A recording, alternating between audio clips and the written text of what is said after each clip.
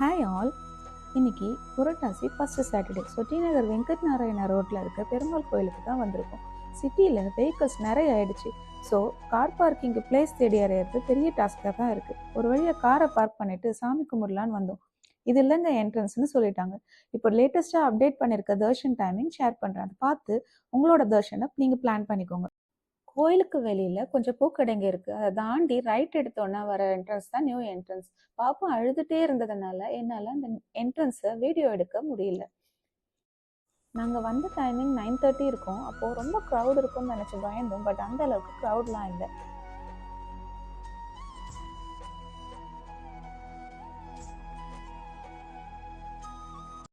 பெருமாளை பார்த்த சந்தோஷத்தோட வெளியே வந்தோம்.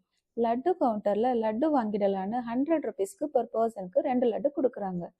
லட்டும் வாங்கியாச்சு, கையில வெண்பொங்கலும் வாங்கியாச்சு. இனி என்ன? பெருமாளுக்கு ஒரு கோவிந்தாவை சொல்லிட்டு காருக்கு வந்து லட்டை பிரிச்சு சாப்பிட்டு கிளம்பிட்டோம்.